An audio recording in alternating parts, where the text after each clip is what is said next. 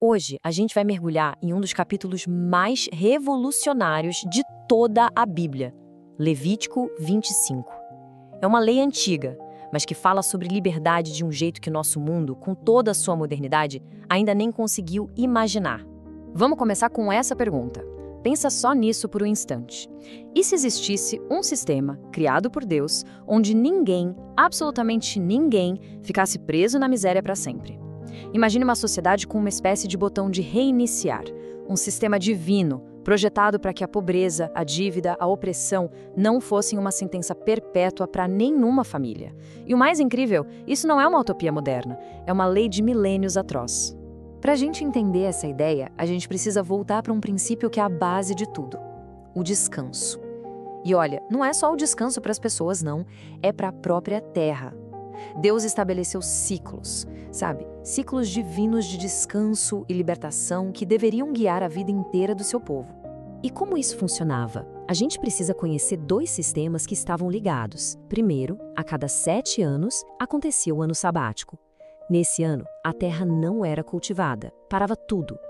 Pensa na confiança radical que isso exigia na provisão de Deus. Mas, a cada 50 anos, aí sim acontecia algo ainda mais poderoso: o ano do jubileu, a grande restauração de todas as coisas. Tá, mas e o que esse grande recomeço significava na prática, no dia a dia? Primeiro, a terra, esgotada pela produção, finalmente respirava. Segundo, dívidas que esmagavam famílias eram simplesmente apagadas, zeradas. Pessoas que tinham vendido seu trabalho para sobreviver eram libertas. E o mais incrível de tudo, a terra que uma família tinha perdido por causa da pobreza voltava para ela. Era um sistema para acabar com a desigualdade extrema. A gente para e pensa, mas por que Deus criaria uma lei tão radical? O que isso nos revela sobre o caráter dele? Grandes pensadores da história da fé olharam para esse texto e encontraram ali ecos de uma sabedoria profunda. O fascinante é ver como vozes de épocas tão diferentes chegaram a conclusões bem parecidas.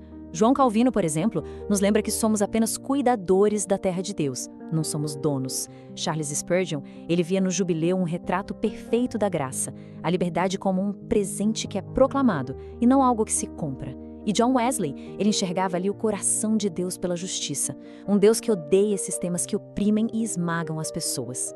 E os detalhes dessa lei são sensacionais. Essa história de descanso da terra que parecia loucura, hoje a ciência agrícola comprova que aumenta a produtividade.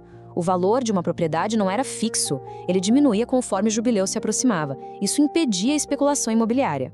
A própria escravidão era, na verdade, um contrato de trabalho por dívida e já tinha data para terminar. Mas a parte mais trágica é que não existe nenhuma evidência clara de que Israel tenha obedecido essa lei por completo. Só que essa falha em obedecer não foi o fim da história. De jeito nenhum. A promessa que estava dentro do jubileu era grande demais para ser esquecida. Ela apontava para algo, ou melhor, para alguém muito maior. E aqui a gente chega no ponto central de tudo. O jubileu não era só uma lei social e econômica, era uma profecia apontando para a verdadeira libertação da humanidade. Se a gente entende isso, a gente entende o Evangelho. E então, séculos depois, numa sinagoga em Nazaré, um homem se levanta, abre o rolo do profeta Isaías e lê exatamente estas palavras. Jesus não estava só citando um texto antigo, ele estava usando a linguagem do jubileu para fazer a declaração mais ousada da história. Era como se ele dissesse: eu sou o jubileu, a verdadeira libertação chegou. E aí, a conexão fica cristalina. A libertação de escravos no jubileu era uma sombra da verdadeira libertação do pecado que Jesus oferece. O cancelamento de dívidas financeiras apontava para o cancelamento da nossa dívida espiritual, que é impagável. E a restauração da herança familiar era um vislumbre da restauração da nossa identidade como filhos de Deus. Compreender tudo isso nos tira de uma história antiga e nos traz para uma reflexão profundamente pessoal. Porque o princípio do jubileu não ficou lá no passado. Ele nos convida a experimentar um tipo diferente de descanso hoje. É um convite para a gente pensar: em que áreas da vida falta descanso? Na mente, nas finanças, nos relacionamentos? Onde é que a ansiedade e o esforço sem fim tomaram conta? Deus estabeleceu o descanso como um pilar fundamental da vida. E aí vem aquela pergunta de Calvino: ecoando através dos séculos. A gente vive como se fosse dono de tudo ou como um administrador?